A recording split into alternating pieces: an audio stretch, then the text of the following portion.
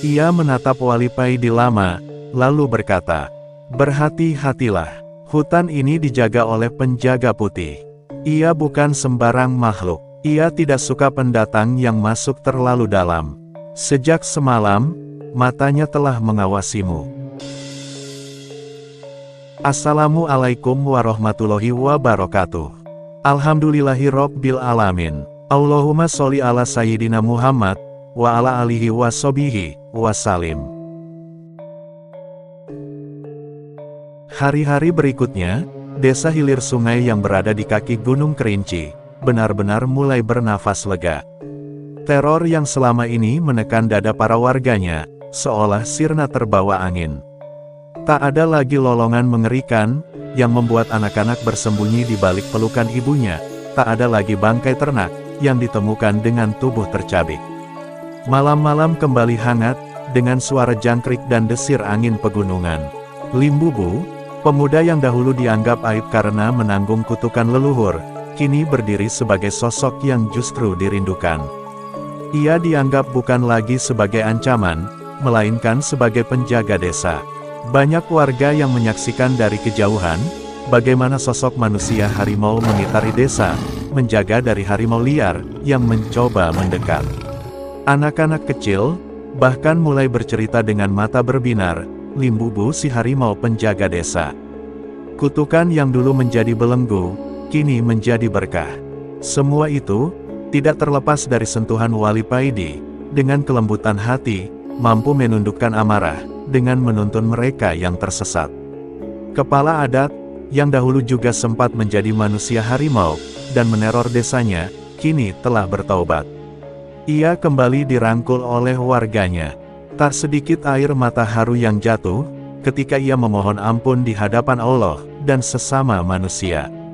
Sejak saat itu, ia tak lagi dipandang sebagai monster, melainkan sebagai pemimpin bijak, yang bertanggung jawab menuntun warganya. Di kejauhan, di tepi bukit kecil yang menghadap desa, Wali Paidi berdiri seorang diri. Angin malam menyibakkan sarungnya, pandangan matanya tenang, bibirnya tersenyum lirih. Di bawah cahaya purnama ia berbisik, "Segala puji bagi Allah, yang selalu membolak-balikkan hati manusia, dari gelap menuju cahaya." Namun dalam kedalaman hatinya, Wali Paidi merasakan sesuatu yang lain. Ketajaman mata batinnya menangkap tanda-tanda yang tidak terlihat oleh orang biasa. Gunung Kerinci, dengan hutan lebatnya yang menyelimuti lereng hingga puncak, bukanlah gunung biasa. Ada getar halus, yang menandakan rahasia besar masih bersemayam di dalamnya. Ia tahu, perjuangannya belum berakhir. Apa yang terjadi di desa hilir sungai, hanyalah awal. Misteri gunung masih menyimpan tabir, yang perlu disingkap. Pagi harinya, Wali Paidi berpamitan kepada kepala adat dan warga. Suasana penuh haru, banyak yang menahan tangis. Rajo mendekat, sambil membawa nasi ketan dalam daun pisang. "Tuan, bawalah bekal sederhana ini.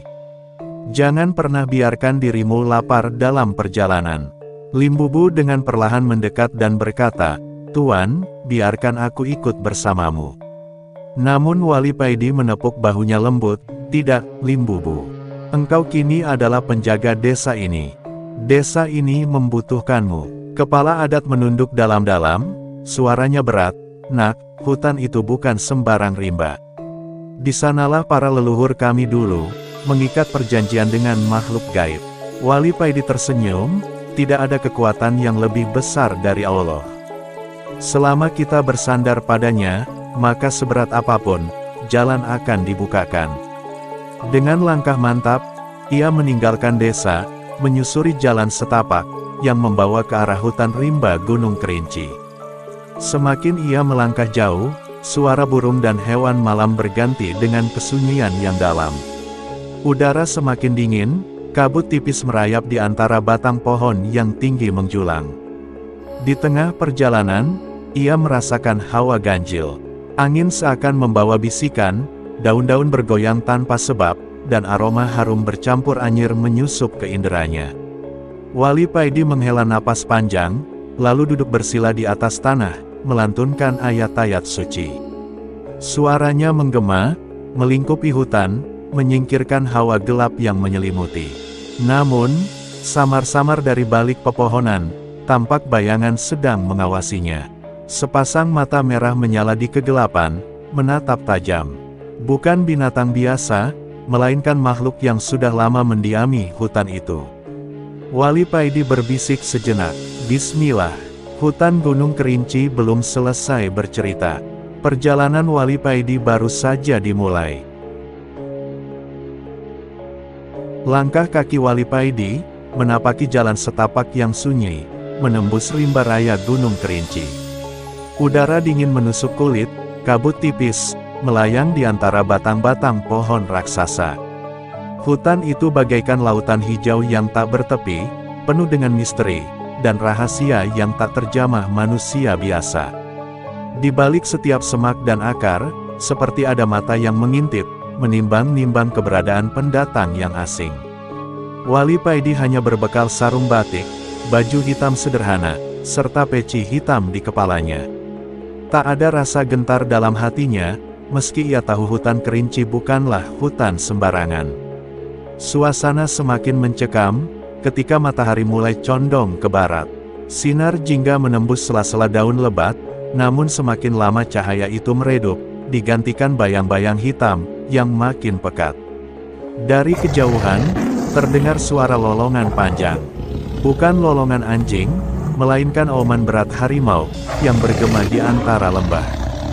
Suaranya membuat burung-burung beterbangan panik, dan dedaunan bergoyang seolah diterpa angin gaib. Wali Paidi berhenti sejenak. Ia merasakan bulu kuduknya berdiri. Auman itu terdengar bukan hanya sekali, melainkan bersahut-sahutan dari arah yang berbeda. Seakan-akan ada lebih dari satu ekor harimau, yang tengah mengelilingi jalannya. Namun anehnya, tak seekor pun yang menampakkan diri. Hanya suara, langkah samar, dan rasa diawasi yang semakin kuat. Subhanallah, gumam Wali Paidi lirih.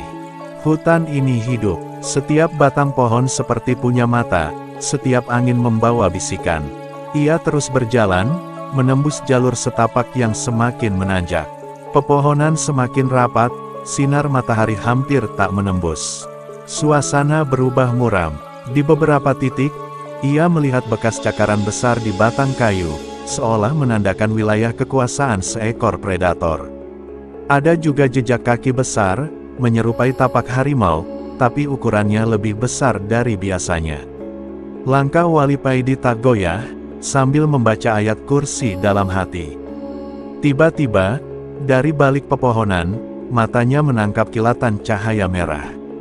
Sekilas seperti pantulan mata binatang dalam kegelapan. Sepasang mata itu menatap tajam, lalu lenyap begitu saja. Wali Paidi tahu, ia sedang dipantau, bukan oleh satu makhluk, melainkan banyak. Angin berhembus kencang, membawa aroma tanah basah, bercampur dengan bau amis yang menusuk. Ia sadar, ini bukan sekadar hutan biasa. Ada sesuatu yang bersemayam di dalamnya, sesuatu yang telah lama menjaga, sekaligus mengintimidasi siapapun yang berani masuk. Malam kian mendekat. Wali Paidi memutuskan berhenti di sebuah tanah lapang kecil, dikelilingi pohon besar. Ia menyalakan api unggun kecil, lalu duduk bersila. Di sekelilingnya, suara-suara hutan berganti menjadi jeritan aneh, seperti tangisan jauh yang teredam, bercampur auman harimau yang makin dekat. Samar-samar, terdengar ranting patah, langkah berat mendekat. Namun saat Wali Paidi membuka mata, tak ada siapa-siapa. Hanya bayangan bergerak di antara kabut, cepat sekali, tak bisa ditangkap mata manusia biasa. Wali Paidi menarik napas panjang. Ia lalu mengumandangkan azan dengan suara lantang. Suara azan itu menggema, memantul di dinding hutan. Sejenak, semua suara aneh itu berhenti. Angin pun reda, seolah hutan mendengarkan. Auman yang tadi terdengar dari berbagai penjuru, kini lenyap, tergantikan keheningan yang menusuk. Azan itu menjadi penanda, bahwa ia tak datang untuk menantang, melainkan membawa cahaya. Meski begitu, Wali Paidi sadar benar, perjalanan baru saja dimulai. Ada sosok yang terus mengawasinya dari kejauhan, sosok misterius dengan mata merah menyala, yang kelak akan memperlihatkan wujudnya. Malam itu, Wali Paidi tidur dengan bersandar pada batang pohon, sementara cahaya rembulan menembus sela dedaunan. Hatinya tetap tenang, meski ia tahu, setiap detik, ia berada di tengah pengawasan makhluk-makhluk yang tak kasat mata. Dan jauh di dalam rimba, terdengar lagi auman panjang, kali ini lebih berat dan menggetarkan, seolah memberi peringatan, kau sudah masuk ke wilayahku. Fajar mulai menyibak kabut tipis, yang menyelimuti hutan Gunung Kerinci. Embun bergelayut di ujung daun, memantulkan cahaya matahari pertama, yang menembus rimba. Wali Paidi terbangun dari tidurnya, dengan hati tenang, meski sepanjang malam ia dikelilingi rasa diawasi. Zikir yang tak pernah putus, membuat hatinya terlindungi. Ia melanjutkan langkah, menyusuri jalur setapak yang semakin menanjak. Semakin dalam ia masuk, semakin hening suasana hutan. Suara burung pun jarang terdengar, hanya desir angin, yang membawa aroma lumut basah. Di tengah perjalanan, tiba-tiba Wali Paidi merasakan hawa dingin yang berbeda. Seperti ada sesuatu yang sedang mendekat, bukan binatang buas, melainkan makhluk gaib. Dari balik semak, muncul sosok aneh.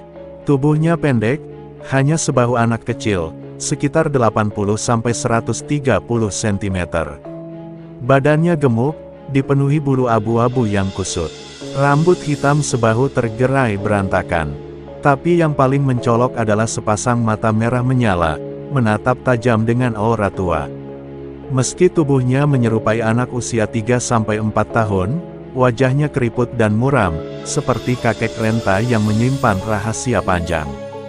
Wali Paidi terdiam sejenak, lalu tersenyum. Ia tidak kaget, sebab dari awal sudah tahu, hutan ini bukanlah wilayah kosong. Ia pun menyapa dengan suara lembut. Assalamualaikum, siapa engkau wahai makhluk Allah? Makhluk itu mengeluarkan suara berat, lebih dalam daripada ukuran tubuhnya. Aku disebut Uhang Pandak, kami penghuni lama di hutan ini. Banyak orang takut bila bertemu dengan kami.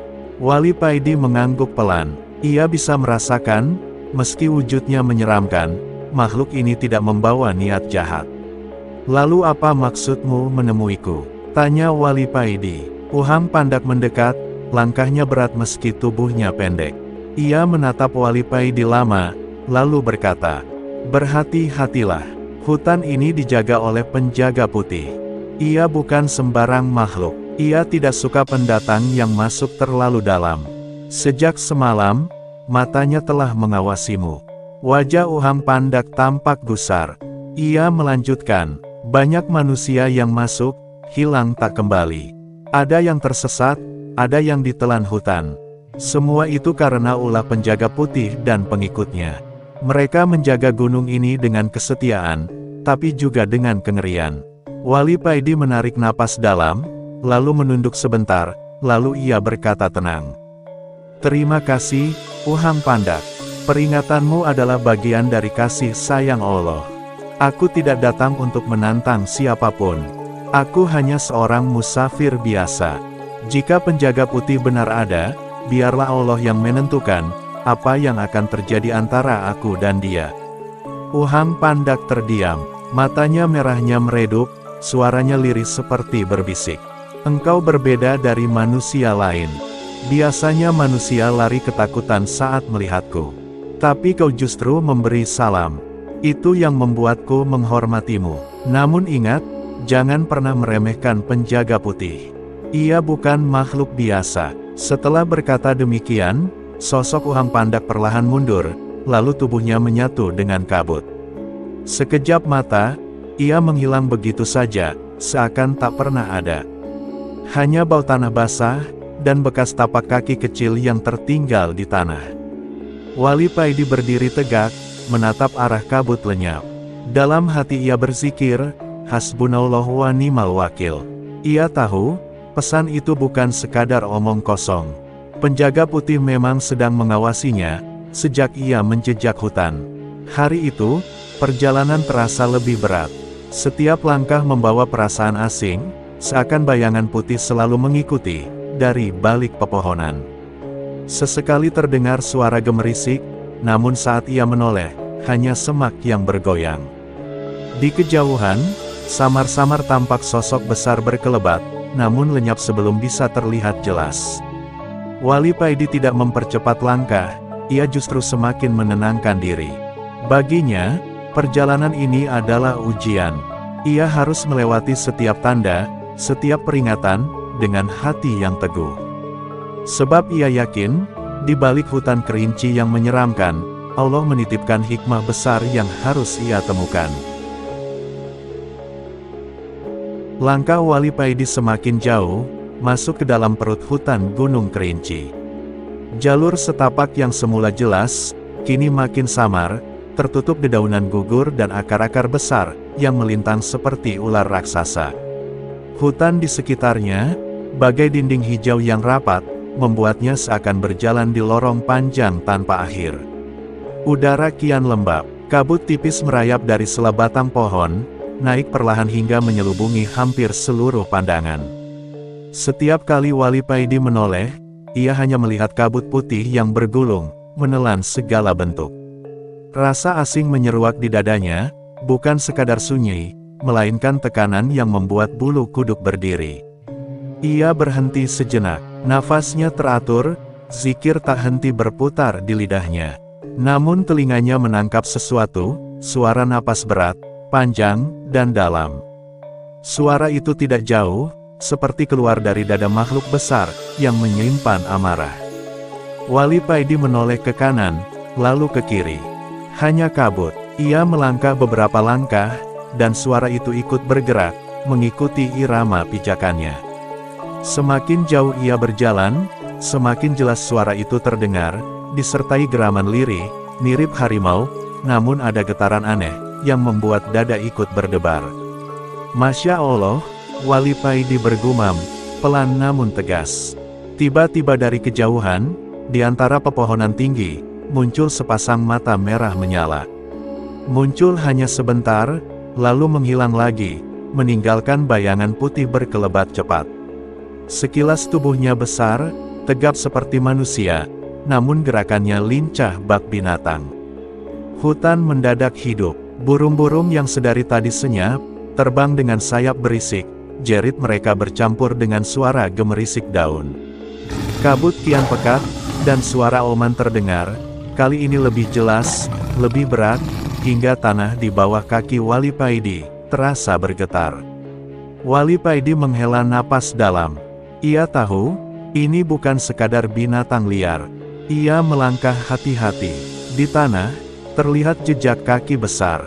Bentuknya aneh, ujungnya seperti cakar harimau, namun bagian tumit menyerupai telapak manusia. Ukurannya 2 kali lipat dari tapak harimau biasa. Bekas injakan itu masih basah, pertanda baru saja dilewati. Wali Paidi jongkok, mengamati jejak itu, lalu berkata lirih. Engkau telah menampakkan dirimu lewat tanda-tanda ini. Aku tahu kau sedang mengujiku. Jika memang kau penjaga gunung ini, aku tidak berniat merusak. Aku datang membawa salam. Ia kemudian duduk bersila di atas batu besar, menenangkan diri. Bibirnya mulai melantunkan ayat kursi, suaranya tenang tapi menggema, seakan mengisi setiap celah hutan. Dan benar saja, suara langkah yang tadi mengikuti, berhenti. Bayangan putih tidak lagi berkelebat. Namun hening yang tercipta justru lebih mencekam. Seakan sang penjaga kini berdiam lebih dekat, hanya menunggu saat yang tepat untuk menampakkan diri. Sore merambat turun. Langit di atas rimba berubah temaram, meski matahari belum sepenuhnya tenggelam. Kabut turun makin tebal, menutupi pandangan tidak lebih dari 2 langkah ke depan. Lalu, tiba-tiba, suara lolongan panjang menggema. Bukan lolongan anjing, bukan pula harimau biasa. Suara itu berat, mengguncang dada, bercampur gema gaib yang menusuk jiwa. Bila manusia biasa yang mendengar, bisa seketika kehilangan kesadaran. Wali Paidi berdiri tegak, senyum tipis muncul di wajahnya. Kalau benar engkau penjaga putih, dengarlah. Aku tidak datang untuk menantang. Aku hanya musafir yang mencari jalan. Sesaat kemudian, kabut di depannya bergulung, membentuk sebuah siluet. Samar-samar tampak tubuh tegap berdiri di kejauhan. Mata merah menyala, menatap tajam. Sosok itu berdiri tanpa bergerak, hanya diam, seolah sedang menunggu. Namun ketika Wali Paidi mengedipkan mata, sosok itu lenyap begitu saja. Yang tersisa hanya kabut, dan gaung auman yang menjauh ke kedalaman hutan.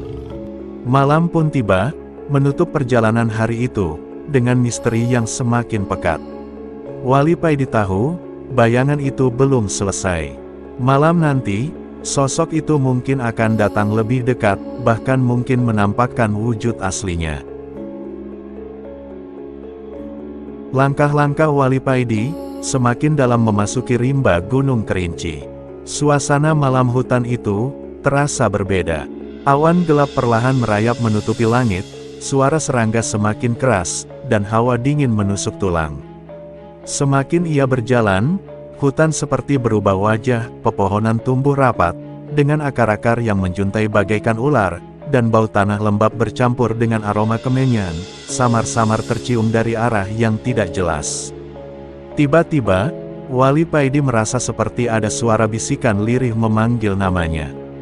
Wali Paidi terhenti, ia menoleh ke kanan, lalu ke kiri, namun tak ada seorang pun. Hanya dedaunan yang bergoyang tertiup angin. Namun, suara itu begitu jelas, seakan berasal dari dalam kepalanya. Dengan hati-hati, Wali Paidi melantunkan ayat kursi dalam hati. Setiap langkahnya, ia iringi dengan doa, namun, bisikan itu semakin kuat, seolah-olah membimbing ke sebuah jalur sempit, yang hampir tertutup semak. Setelah beberapa puluh langkah, matanya menangkap sesuatu yang aneh, sebuah pohon raksasa, dengan batang berlubang besar di bagian tengahnya. Lubang itu cukup besar, untuk dimasuki dua orang dewasa sekaligus. Pohon itu disebut oleh orang-orang desa di kaki Gunung Kerinci, sebagai pohon bolong, tempat yang kerap disebut angker oleh penduduk sekitar. Dari dalam lubang pohon itu, muncul sosok perempuan tua. Rambutnya panjang kusut menjuntai hingga ke tanah, wajahnya dipenuhi keriput, dengan mata cekung yang merah menyala. Tubuhnya membungkuk, tangannya kurus kering dengan kuku panjang kehitaman. Suara tawa lirih keluar dari mulutnya, membuat bulu kuduk berdiri. "Heh, anak muda, berani sekali kau masuk ke wilayahku." Suara nenek tua itu berat dan serak. Wali Paidi menatapnya dengan tenang, meskipun hawa dingin mistis semakin menusuk kulit. "Siapa gerangan engkau? Mengapa menampakkan diri padaku?" tanya Wali Paidi dengan suara mantap. Perempuan tua itu mendekat, sambil menyeret kakinya. "Aku, penjaga jalan. Banyak manusia yang tersesat karena aku. Mereka yang sombong, yang masuk tanpa izin, akan kujadikan teman di pohon ini. Kau tahu, mereka tidak pernah kembali." "Hahaha," tawanya menggema panjang di dalam hutan. Sekilas, Wali Paidi melihat bayangan-bayangan samar di dalam lubang pohon, wajah-wajah manusia yang menjerit, sebagian tampak menangis, sebagian lagi seperti terjebak tanpa bisa keluar. "Subhanallah," Wali Paidi bergumam lirih, lalu melantunkan istighfar. Ia mulai menyadari, inilah sosok nenek tua penyesat yang sering diceritakan warga, penunggu pohon bolong, yang menjerat manusia hingga hilang di hutan Kerinci. Nenek tua itu mendekat semakin dekat, tangannya yang panjang berusaha meraih Wali Paidi. "Ikutlah denganku, kau akan kutunjukkan jalan pintas menuju kekuatan besar. Kau ingin sakti, bukan?" Namun Wali Paidi tersenyum tipis. Kesaktian itu bukan jalan seorang hamba Allah. Yang sakti hanyalah kalamnya. Ucapan itu membuat wajah nenek tua mendadak berubah garang. Matanya memerah, giginya yang runcing mencuat keluar.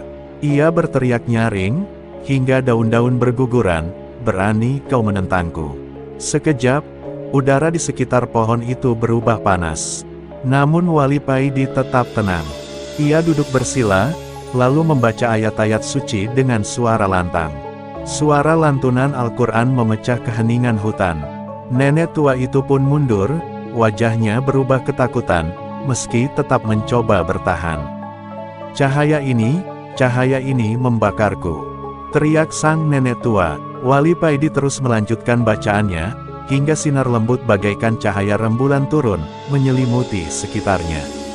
Nenek tua itu berlari masuk kembali ke dalam lubang pohon, sambil menjerit, "Kita akan bertemu lagi. Kau belum tahu siapa sebenarnya penjaga gunung ini."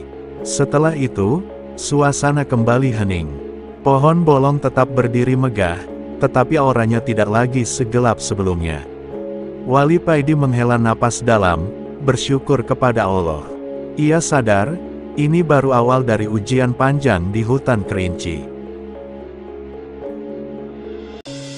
Setelah peristiwa di pohon bolong, Wali Paidi melanjutkan perjalanan. Malam semakin larut, bulan pucat menggantung di langit, cahaya rembulannya menembus sela-sela pepohonan raksasa Gunung Kerinci. Hawa hutan semakin pekat, aroma tanah basah bercampur kabut tipis, yang bergulir di antara batang pohon. Meski tubuhnya lelah, langkah Wali Paidi tetap mantap. Ia tahu, ujian di hutan ini belum berakhir. Bisikan yang ia dengar dari Uham Pandak, masih terngiang, "Berhati-hatilah dengan penjaga putih." Tak lama, Wali Paidi menemukan sebuah jalan sempit. Jalan itu tampak berbeda dengan jalur hutan lainnya. Akar-akar pohon membentuk seperti gapura alami, seolah menjadi gerbang menuju dunia lain. Warga sekitar menyebut jalur itu pintu rimba, tempat perbatasan antara hutan biasa dengan wilayah gaib Gunung Kerinci. Udara di sekitar pintu itu terasa dingin menusuk, bahkan lebih dingin dari udara pegunungan pada umumnya. Angin berhembus lirih, membawa aroma bunga melati, bercampur bau anyir darah yang samar. Hening, sangat hening, hanya suara jantung sendiri yang terdengar. Tiba-tiba, dari dalam kabut putih tipis yang menggulung, muncul sosok perempuan. Tubuhnya dibalut gaun putih panjang yang lusuh, menjuntai hingga menyapu tanah. Rambut hitam panjangnya terurai, menutupi sebagian wajah. Namun ketika ia mendekat, Wali Paidi menyadari sesuatu yang ganjil, perempuan itu tidak memiliki wajah. Tidak ada mata, tidak ada hidung, tidak ada mulut. Hanya kulit pucat mulus tanpa identitas. Meski begitu, suara lirih keluar dari sosok itu, bergema tanpa bibir. "Kembalilah, jangan masuk lebih jauh, atau kau akan hilang selamanya." Wali Paidi mengernyit, lalu menjawab dengan suara tegas. "Aku datang bukan untuk mencari celaka, tapi untuk mencari ridho Allah. Jika kau makhluk Allah, jangan menyesatkan manusia. Tunjukkan jalan yang benar, atau enyahlah dari hadapanku." Sosok itu berhenti beberapa langkah di depannya. Dari wajah tanpa rupa itu, tiba-tiba muncul cekungan hitam pekat, lalu perlahan terbuka seperti mulut besar yang menganga. Dari lubang hitam itu terdengar jeritan-jeritan manusia, tangisan, teriakan minta tolong, dan ratapan panjang. Angin mendadak bertiup kencang, pohon-pohon bergoyang keras, dedaunan berguguran. Sosok perempuan tanpa wajah itu merentangkan tangannya, seolah hendak meraih Wali Paidi.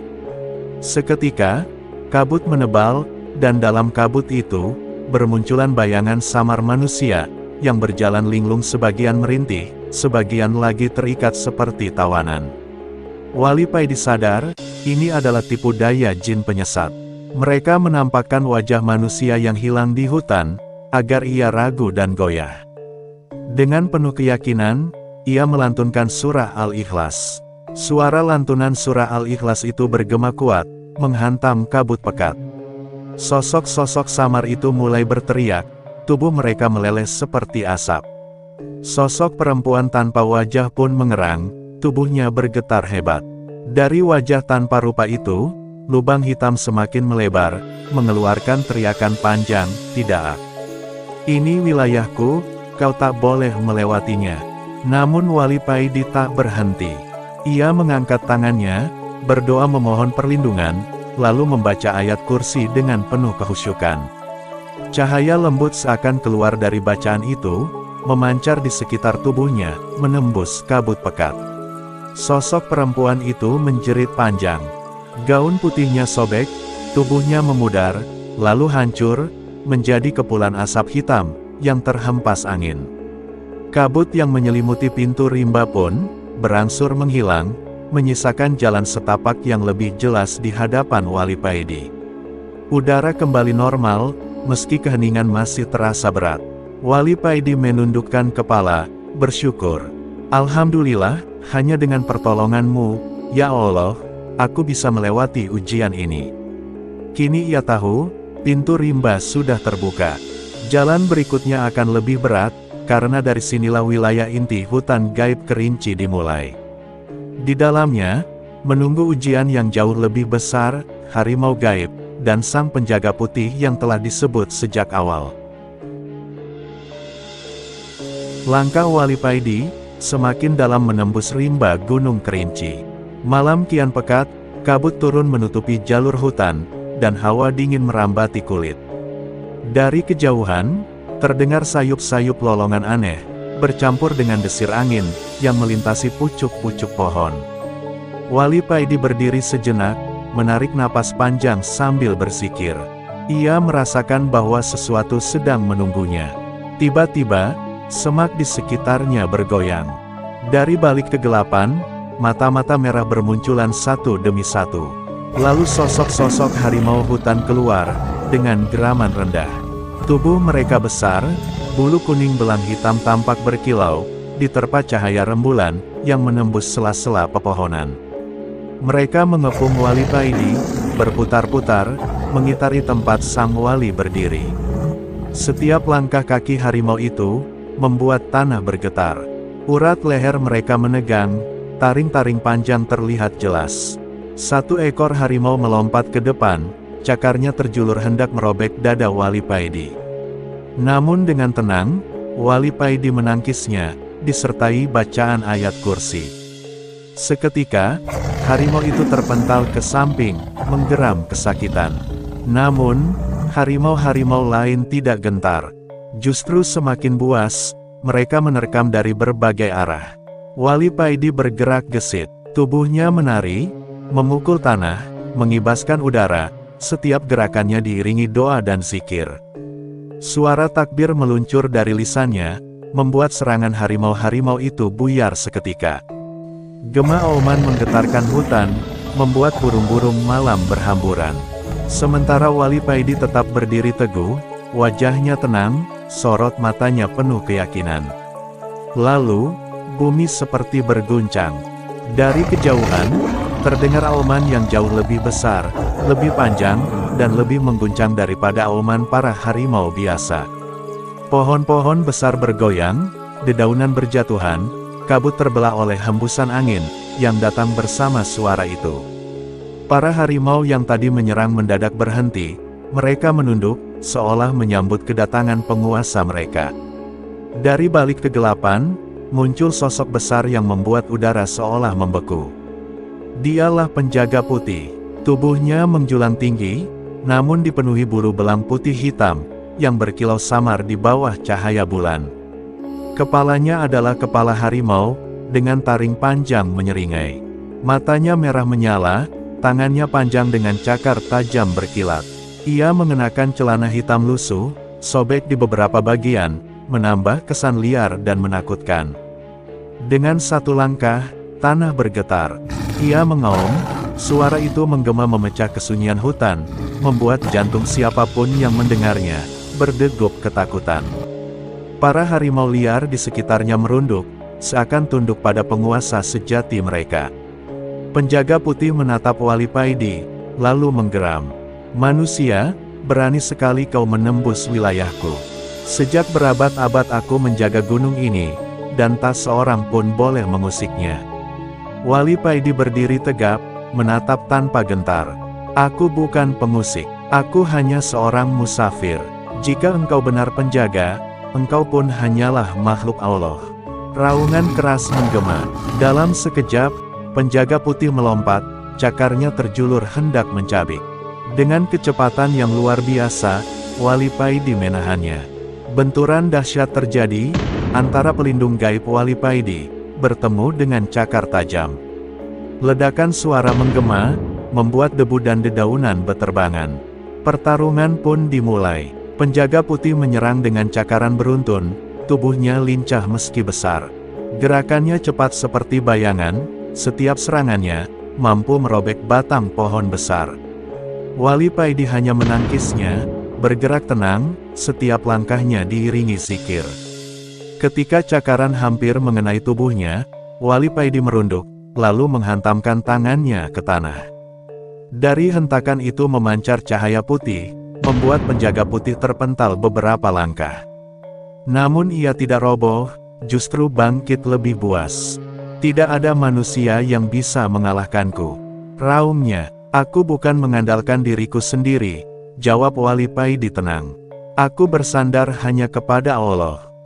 Pertarungan berlangsung lama, suara benturan bergema di antara pepohonan. Burung-burung malam berterbangan panik, hewan-hewan kecil lari meninggalkan sarangnya. Kabut semakin tebal, seolah-olah hutan pun menyaksikan pertarungan itu dengan ketegangan. Pada akhirnya, ketika penjaga putih melompat tinggi, hendak memberikan serangan pamungkas, Wali Paidi menengadahkan tangannya, melantunkan doa penuh kehusyukan. Tangannya mengepal disertai bacaan asma, lalu menghantam dada penjaga putih. Dentuman besar berbunyi, membuat seluruh hutan bergetar. Tubuh penjaga putih terhuyung, lalu jatuh menghantam tanah, dengan raungan panjang yang memilukan. Harimau-harimau liar di sekitarnya meraung serentak, kemudian berlarian kembali ke dalam kegelapan hutan. Wali Paidi berdiri tegak, menatap lawannya yang kini terkulai.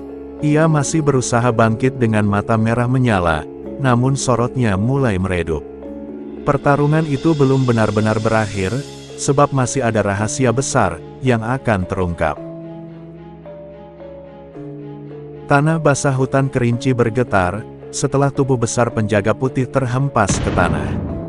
Suara raungannya memekakkan telinga, memantul dari tebing ke tebing, hingga burung-burung malam yang bersembunyi di pucuk-pucuk pohon beterbangan panik.